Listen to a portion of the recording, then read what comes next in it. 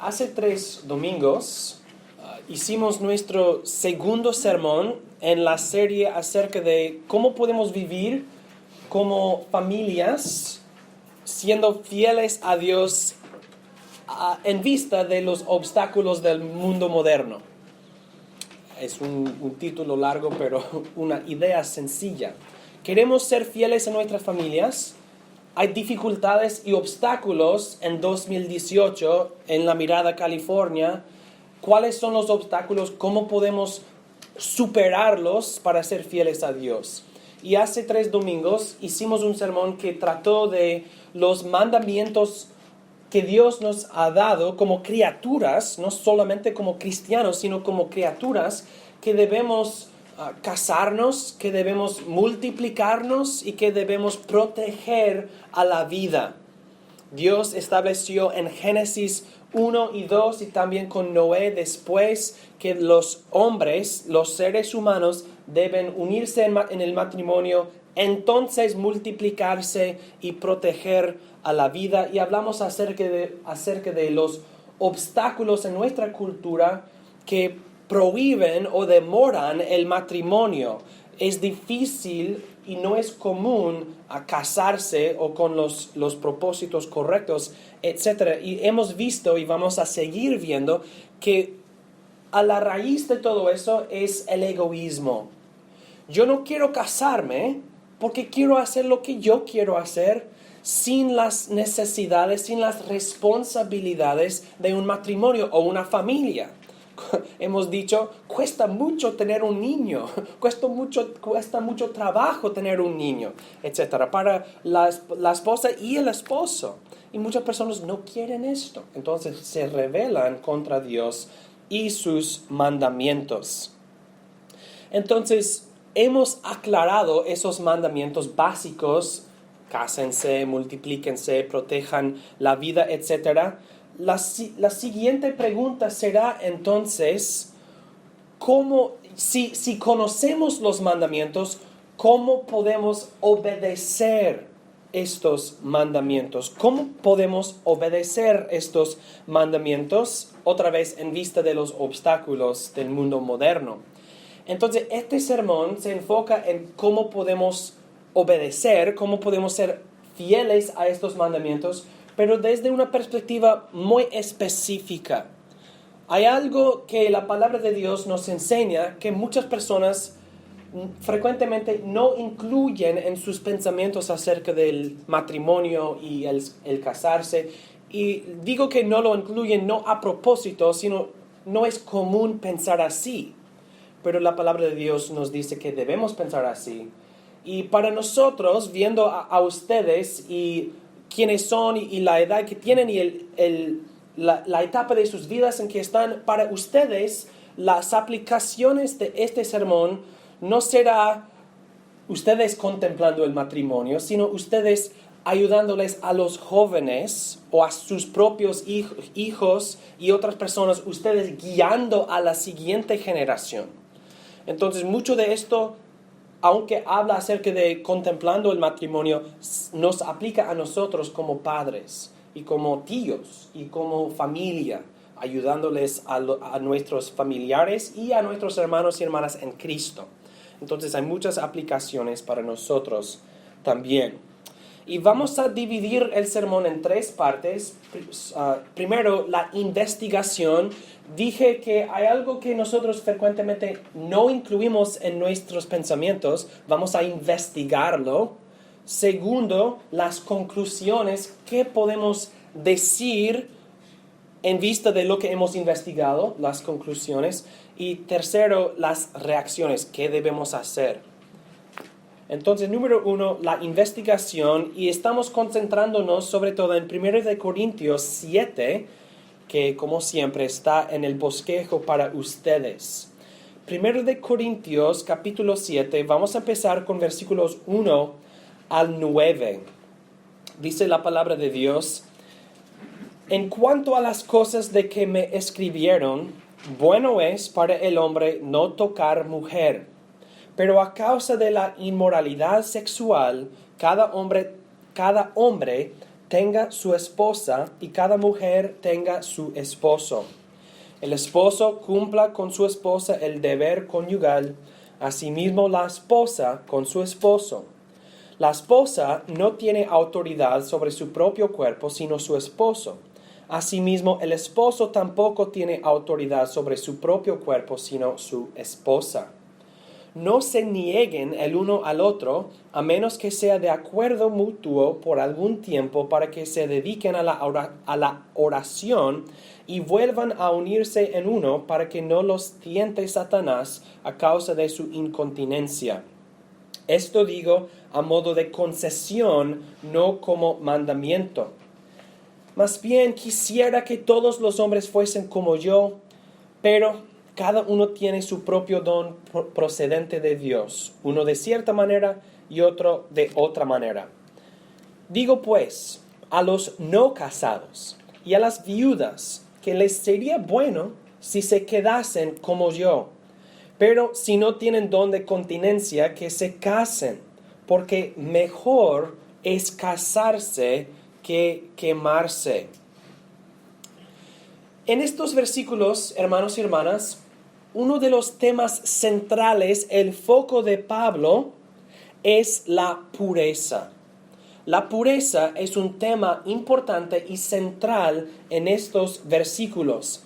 Y eso es importante para los corintios porque ellos se criaban en una cultura que alababa y practicaba y promovía todo tipo de inmoralidad sexual y toda impureza sexual. Entonces, los corintios han visto su pecaminosidad en vista del Evangelio, se han arrepentido de sus pecados, han creído en Jesucristo, y esto es un cambio gigante para ellos. Entonces tienen preguntas y han escrito a Pablo con preguntas. ¿Cómo debemos pensar acerca de eso? ¿Cómo debemos actuar? Porque así ha sido para nosotros todas nuestras vidas. ¿Qué hacemos? Somos de esta cultura. ¿Cómo debemos vivir entonces? Esto es el contexto. Entonces Pablo les está escribiendo y enseñando acerca de la pureza. ¿Cómo podemos ser puros en nuestra conducta como cristianos? Entonces Pablo les asegura, les dice claramente que dentro de los límites de un matrimonio, las relaciones entre un hombre, un esposo y una esposa son completamente puras. Pablo les dice, esas cosas no son impuras, sino puras. Así como dice el autor a los Hebreos, en Hebreos 13:4, honroso es para todos el matrimonio y pura la relación conyugal, porque Dios juzgará a los fornicarios y a los adúlteros. Entonces, Pablo les dice, las relaciones entre maridos, entre esposos, estas cosas son puras. No hay ningún pecado en esto, no tienen que preocuparse de eso. Entonces, una pregunta que surge naturalmente de todo lo que hemos estado estudiando es, si Dios nos manda a casarnos y si las relaciones de los esposos son puras, ¿por qué parece que Pablo habla negativamente acerca del matrimonio? ¿Por qué parece que Pablo dice, pero es mejor no casarse, es mejor no hacer esas cosas, etcétera? Pues tenemos que reconocer, tenemos que ver que hay otro tema importante para Pablo aquí. No solamente la pureza, sino también la prioridad. Las prioridades del individuo. Y esto nos ayuda a entender lo que Pablo está diciendo. Entonces, Pablo habla acerca de la pureza y la prioridad. Vamos a seguir leyendo y recuerden que estamos investigando. Después vamos a decir nuestras conclusiones, etc. Entonces, ahora estamos amontonando información. Leamos 1 Corintios 7, 32 al 34 y noten el énfasis en prioridad. Quisiera pues, eso es versículo 32, quisiera pues que estuviesen libres de ansiedad. El no casado se preocupa de las cosas del Señor, de cómo agradar al Señor. Pero el casado se preocupa de las cosas de la vida, de cómo ha de agradar a su esposa. Y su atención está dividida. La mujer no casada o soltera se preocupa de las cosas del Señor a fin de ser consagrada tanto en cuerpo como en espíritu. En cambio, la casada tiene cuidado de las cosas de la vida, de cómo ha de agradar a su esposo. Noten en versículo 32, habla Pablo de la ansiedad. Y esta palabra refiere a una persona ocupada, no ansioso como, oh no, ¿qué va a pasar? Sino una persona ocupada con muchas cosas, atención dividida. Jesús usa la misma palabra cuando habla a Marta. ¿Se acuerdan de Marta trabajando en la cocina y María escuchando a Jesús? Y Marta se enojó y no entendió Marta, ¿por qué María no me ayuda en la cocina y está sentada haciendo nada con Jesús? Y ella se quejó a Jesús. ¿Y qué dijo Jesús? Dijo, Marta, Marta, te afanas y te preocupas por muchas cosas. La misma palabra, te preocupas, es la misma palabra como la ansiedad que dice Pablo. Y Jesús dice, te preocupas por muchas cosas, pero una sola cosa es necesaria. Entonces, el punto es que este vocabulario de ansiedad tiene que ver con atención dividida, muchas cosas, o un enfoque específico, una sola cosa es necesaria. Y dice Pablo que el no casado, ¿cuáles son sus prioridades? Una sola cosa. El casado tiene prioridades divididas. Su atención es dividida. Entonces el casado se afana y se preocupa por muchas cosas. Para el no casado, una sola cosa es necesario o necesaria. Entonces, hemos visto en nuestra investigación de 1 de Corintios 7 que Pablo está hablando acerca de la pureza de un lado y la prioridad de otro lado. Sigamos entonces a nuestro segundo punto, las conclusiones. ¿Qué podemos aprender de esto? Y podemos ver 3 casos en la enseñanza de Pablo.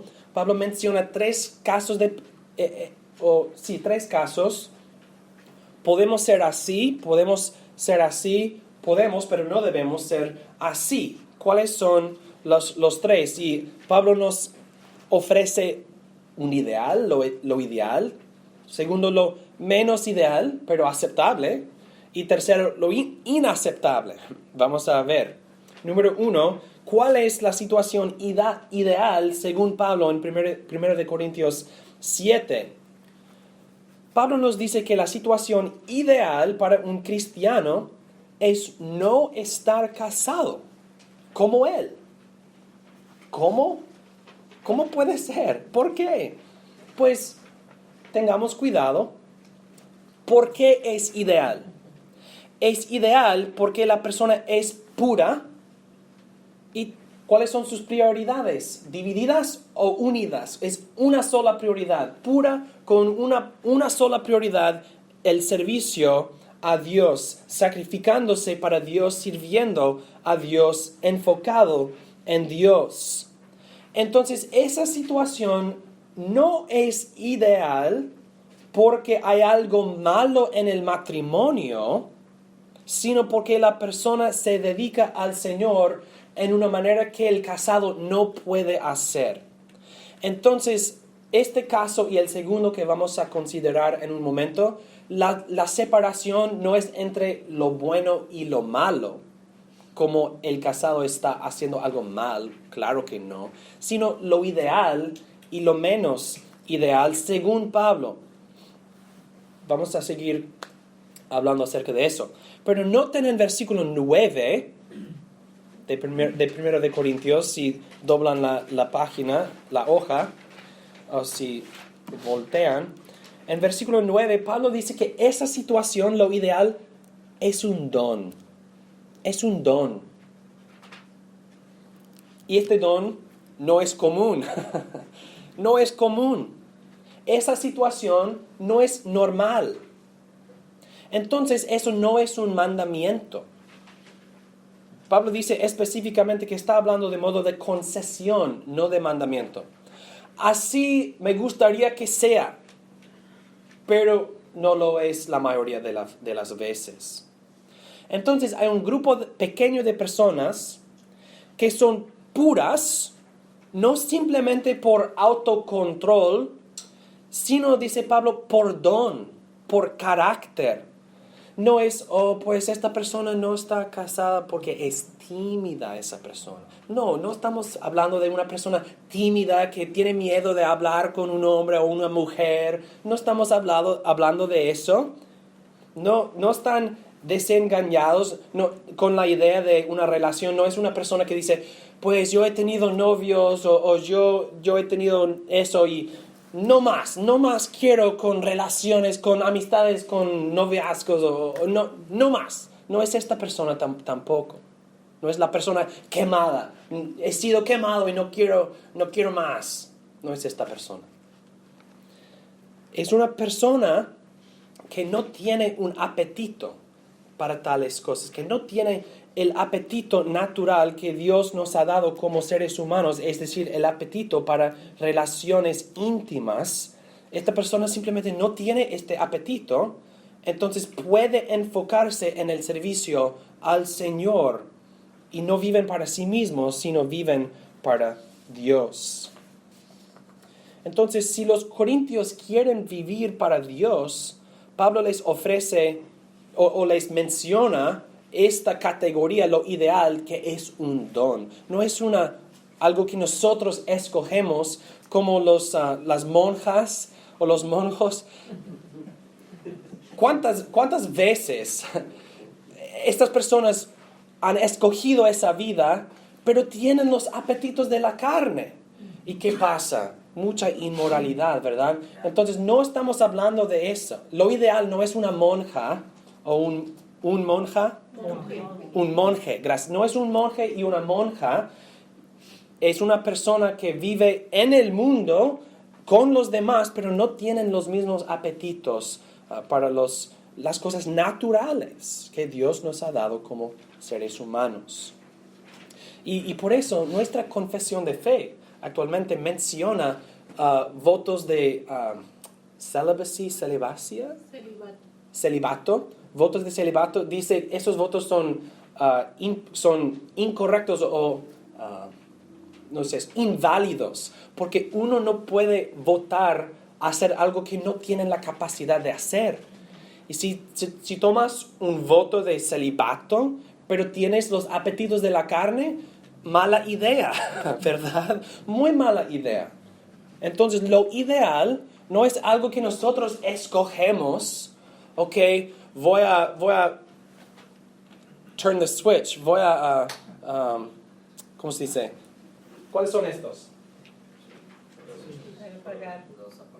Okay. Voy a apagar el apetito natural que Dios me ha dado. No, buena suerte, no va a pasar. Entonces, esta no es algo que escogemos, es un don. Y es una persona que seriamente se dedica al Señor.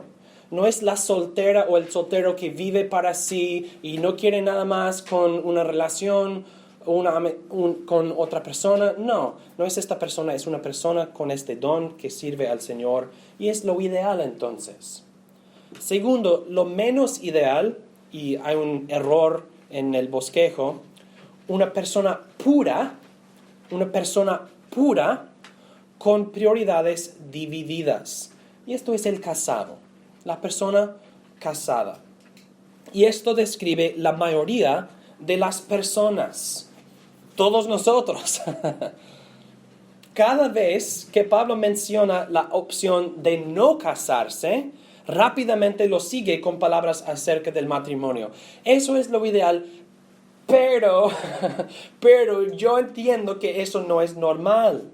En versículo 2 de 1 de Corintios 7 dice, cada hombre tenga su esposa y cada mujer tenga su esposo. Eso es lo normal. Pablo sabe muy bien que la mayoría de las personas tienen un deseo natural y bueno para intimidad, una intimidad personal y física. Es decir, una conexión con otra persona como personas, nuestras personalidades y también cuerpos. Y Pablo entiende eso, que para esas personas, la mayoría, ellos deben casarse para que puedan expresar esos deseos y satisfacer esos deseos dentro de un ambiente puro y sin pecado. Y así el casado vive una vida igualmente pura en comparación con lo ideal. Los dos son 100% puros en su conducta, el casado y el no casado. Pero la diferencia entre ellos es que el casado tiene que dividir sus prioridades entre Dios y su esposa. Y otra vez, esto no es pecado, eso no es malo, sino es algo práctico, es una necesidad. Hay que hacer muchas cosas para cuidar a su esposa o a su esposo. Eso es bueno, no es malo, pero desde la perspectiva de sirviendo al Señor es menos ideal. Menos ideal. Obviamente podemos servir a Dios y a nuestros esposos, y frecuentemente sirviendo a Dios significa sirviendo a nuestros esposos. Entonces no estamos dividiendo esas cosas en el sentido de o sirves a Dios o sirves a tu esposa. No es así, pero son prioridades que corran juntos, pero son distintas. Nosotros entendemos esto. Entonces quiero que todos nosotros entendamos y veamos que Pablo no está hablando mal del matrimonio, ni está hablando negativamente acerca de las relaciones físicas en un matrimonio. Porque si Pablo hablara así, estaría contradiciendo muchos textos en la palabra de Dios. Obviamente esto sería una imposibilidad. Y les he dado varios versículos allá que pueden buscar en su propio tiempo, pero les diré lo que dicen en Deuteronomio 24:5. Esto dice que los recién casados en Israel les dieron a ellos un año libre de servicio público y servicio en el ejército de Israel. Y dice, para que se alegren los recién casados, para que disfruten de la nueva vida que tienen como estando casados. ¿Cuál es la idea? La idea es,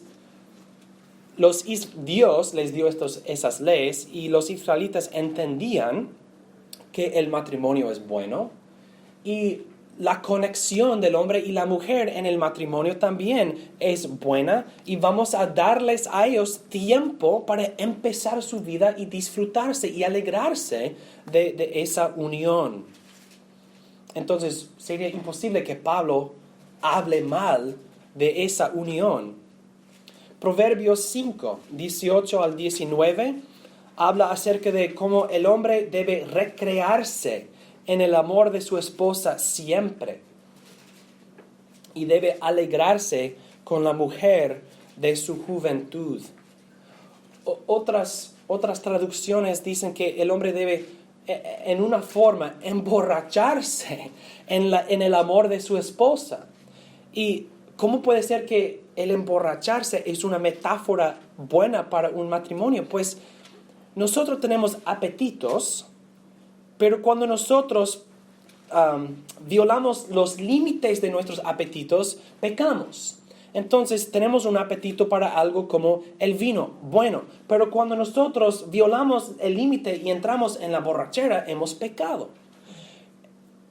Entonces la borrachera es un apetito sin límites.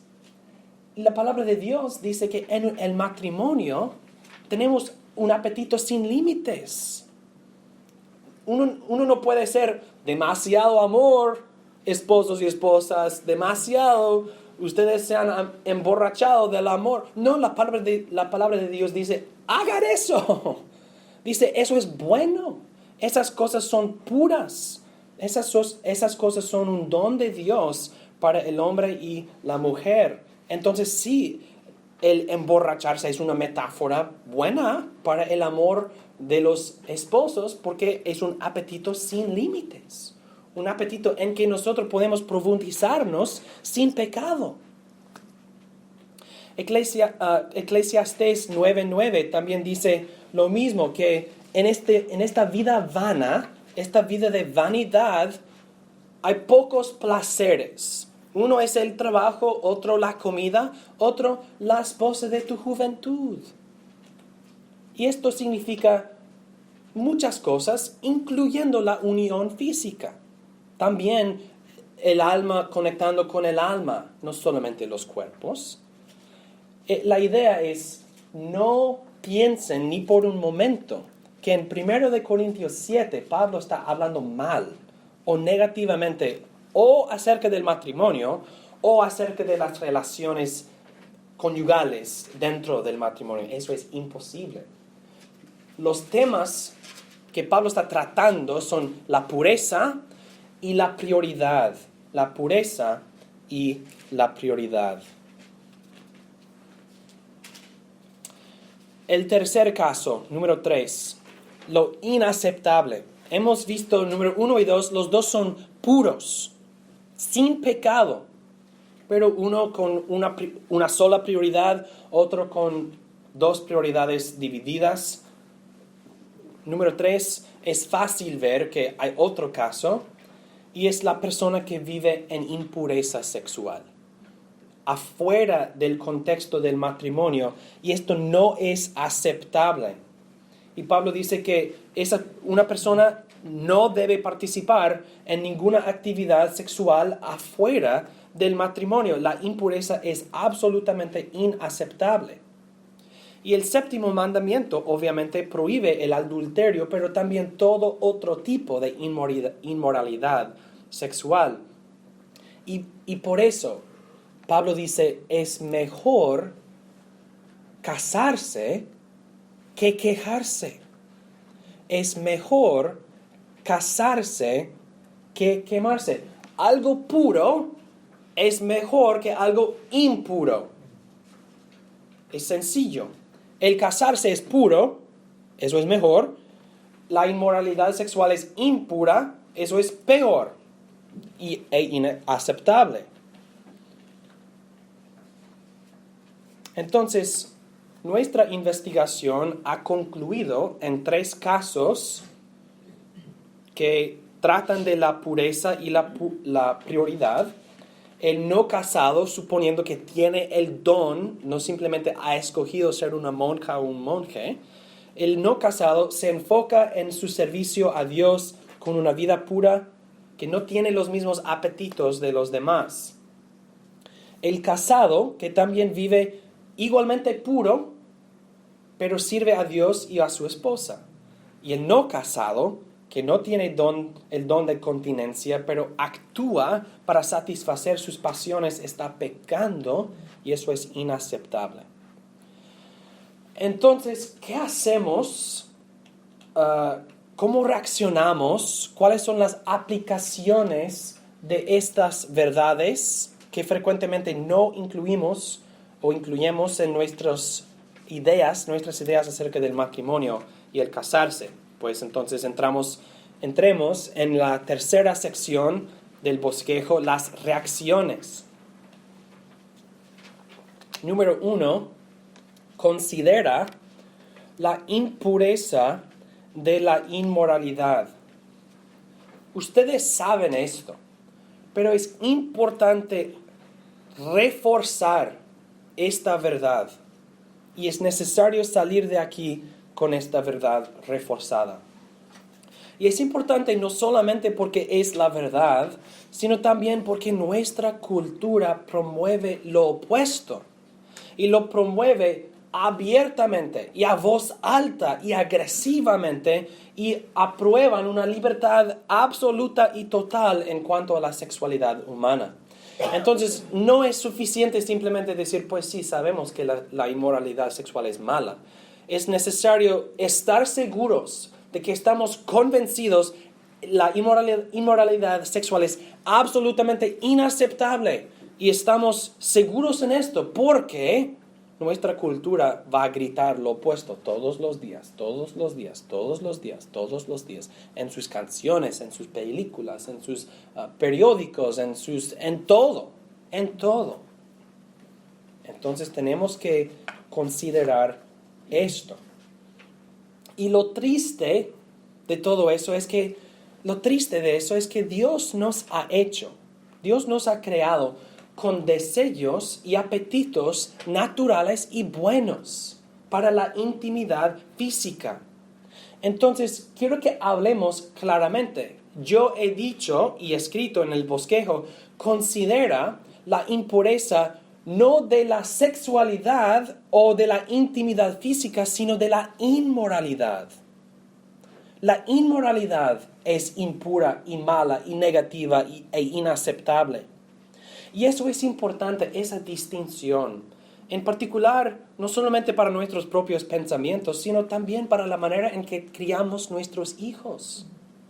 Les debemos enseñar a nuestros hijos que la intimidad física es buena, pura, santa y una bendición, pero solamente dentro del contexto en que Dios lo ha puesto, es decir, el matrimonio. Porque no queremos que ellos piensen o oigan de nosotros que la intimidad física es mala o negativa. Y queremos que ellos entren en sus matrimonios con un entendimiento saludable y maduro de la intimidad física. Entonces, eso es muy importante. Yo lo he visto muchas veces en varias, digamos, culturas cristianas, es decir, iglesias que tienen una cierta cultura para sí mismos, en que ellos hablan tan negativamente acerca de la inmoralidad. Pues, claro que siempre hablamos negativamente acerca de la inmoralidad, pero se convierte en un argumento contra todo tipo de conexión física entre el hombre y la mujer. Y eso no es bueno, eso no es justo y causa que jóvenes entren en sus matrimonios con un miedo o con una incomodidad con la intimidad. Y eso obviamente va a causar problemas y será un obstáculo, no un obstáculo insuperable, pero queremos que nuestros hijos se casen y así la barca sale con un mar bien calmado, no con un mar de tormentas inmediatamente, ¿verdad? Nosotros, la manera en que hablamos, la manera en que actuamos en el hogar afecta profundamente la perspectiva de nuestros hijos acerca de la intimidad física. Es decir, nuestros abrazos y nuestros besos con nuestras esposas, abiertamente en frente de nuestros hijos, demostrando la afección física es buena y no hay ninguna razón para evitarla dentro del contexto del matrimonio. Obviamente, la cama del matrimonio es para los esposos y solamente para los esposos, y ustedes me entienden en eso. Pero también nuestras palabras, lo que les enseñamos gradualmente, en una manera que es apropiada para su edad, añadiendo poco a poco su entendimiento de la sexualidad que Dios nos ha dado. Número 2, hemos considerado la impureza de la inmoralidad. Segundo, y ya hemos hablado de eso, considera la pureza del matrimonio. Dios nos manda a casarnos. El matrimonio es bueno, es puro, es maravilloso, es una bendición, pero nosotros no somos buenos. Entonces, si tu matrimonio tiene problemas, ¿saben qué? Tú tienes problemas, porque tu matrimonio no existe, no es una cosa. Tu matrimonio es fulano y fulana y nada más. Entonces, el matrimonio, la idea de dos personas amándose, sirviéndose, etc., eso es maravillosa. El problema es que fulano tiene problemas y fulana tiene problemas y tienen que resolverse, tienen que solucionarse. tienen que arrepentirse, tienen que perdonarse los unos a los otros. Pero la pureza del matrimonio es importante, es buena, y debemos nosotros en nuestras familias y en nuestra cultura promover el matrimonio y animar a los jóvenes a casarse y ayudarles en esto. Y esto en turno nos dirige a la tercera reacción y quiero pasar más tiempo en esto que los demás.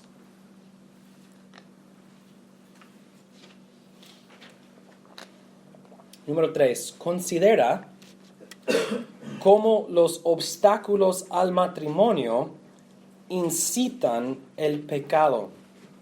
Y todo el sermón ha sido diseñado para concluir en esto. Dice Pablo, es mejor casarse que quemarse. Es mejor casarse que quemarse. Lean conmigo otra vez versículos 2 y 9 de 1 de Corintios 7. Pero a causa de la inmoralidad sexual, cada hombre tenga su esposa y cada mujer tenga su esposo. Versículo 9. Pero si no tienen don de continencia, que se casen, porque mejor es casarse que quemarse. Ya hemos establecido que la inmoralidad es inaceptable. No lo podemos hacer en ninguna manera. Y el matrimonio es bueno, puro, santo, una bendición, etc. Entonces, si Dios nos ha diseñado a desear esas bendiciones con apetitos para esto, y esos apetitos se despiertan en nuestra juventud, pero hay obstáculos al matrimonio, ¿qué va a pasar? Esos obstáculos incitan el pecado. Y dice Pablo, mejor es casarse que quemarse. Muchas personas se casan muy tarde, nuestra cultura suele demorar el matrimonio.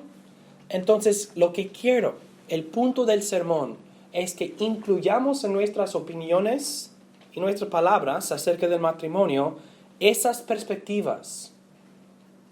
El pecado no es una opción. Dios me ha diseñado con esos deseos buenos. Necesito casarme.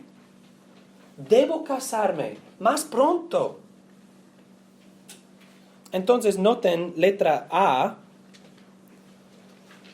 En vista de todo esto, en vista de la pureza del matrimonio y todas sus bendiciones, y en vista de la impureza de la sexualidad, la inmoralidad sexual, en vista de todo esto, debemos reequilibrar nuestras prioridades, un balance. ¿Cuál es el balance de nuestras prioridades en la decisión acerca de cuándo nos casamos o cuándo se casan otras personas? Frecuentemente el consejo que uno recibe es que debes demorar el matrimonio hasta que tengas todo lo necesario para empezar tu vida. Y obviamente hay sabiduría en esto, no lo niego, no lo quiero negar, pero la pregunta que quiero que todos nosotros contemplemos seriamente es esta. Noten en el bosquejo estas preguntas.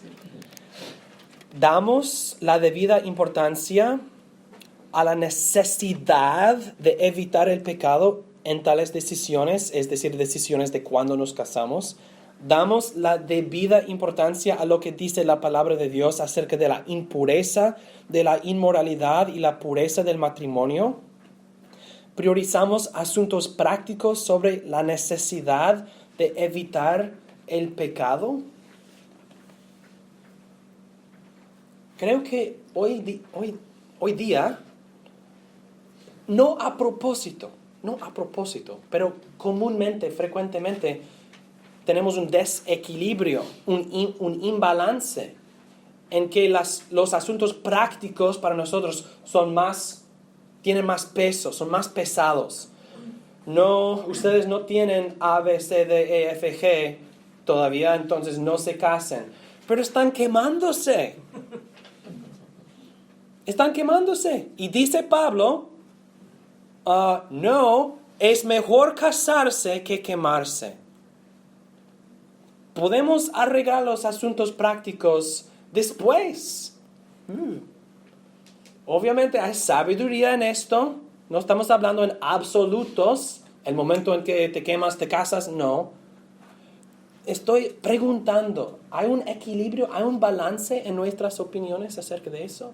Cuando la palabra de Dios no dice que tengan A, B, C, D, E, F, G, todo en posición antes, pero sí dice, es mejor casarse que quemarse. ¿Hay un balance en nuestras opiniones acerca de eso? Los asuntos prácticos son importantes. Si no tienes trabajo, si no tienes techo, hay problemas. El problema es por qué te comprometiste a un hombre sin techo y trabajo. Pero la reacción que quiero que tengamos es que debemos hacer nosotros todo lo posible para quitar esos obstáculos y así ayudarles a los jóvenes a casarse. ¿Qué podemos hacer nosotros? A ayudarles a casarse más joven. La meta no es que se casen como jóvenes, sino que se casen antes de pecar. Antes de pecar. Para que puedan empezar sus vidas en pureza y alegría. Y seamos realistas. No conozco la historia de todos ustedes, pero conozco la historia de los seres humanos del mundo. Y muchos matrimonios en la iglesia empezaron en pecado o con pecado. Así es, seamos realistas. Y nosotros entonces nos hemos arrepentido de nuestros pecados y Dios nos ha perdonado. Entonces no vivimos así, sino así en la gloria del Señor, en el gozo del Señor. Pero seamos realistas, sabemos cómo es, sabemos cómo somos. Y debemos nosotros como padres ayudarles a los jóvenes a poder casarse más temprano para que ellos puedan empezar sus vidas en una pureza que quizás nosotros no tuvimos. Así como los israelitas les dieron a los recién casados un año libre de servicio público y servicio en el ejército, ¿qué podemos hacer nosotros para que sea más fácil, para que el camino tenga menos obstáculos al matrimonio para nuestros hijos? Nosotros no pensamos así, ¿verdad? Y quizás a veces la mamá latina que quiere guardar los niños, los hijos en la casa, ¿verdad? Seamos honestos. No, debemos ayudarles, facilitar sus salidas de la casa para que no pequen. Es mejor casarse que quemarse, hermanos y hermanas. Segundo, letra B. Debemos reubicar el contexto de las amistades o relaciones de nuestros hijos. Ayúdenme con una palabra. Lo que quiero decir es relationships, pero como novio y novia. ¿Relaciones es suficiente o? Noviazgo. Debemos reubicar los noviazgos entonces de nuestros hijos e hijas. Esto es el punto de letra B. En nuestra cultura, en 2018, los jóvenes entran en noviazgos que son profundamente emocionales y exclusivas. ¿Qué hora es? Bueno, que son profundamente emocionales y exclusivas.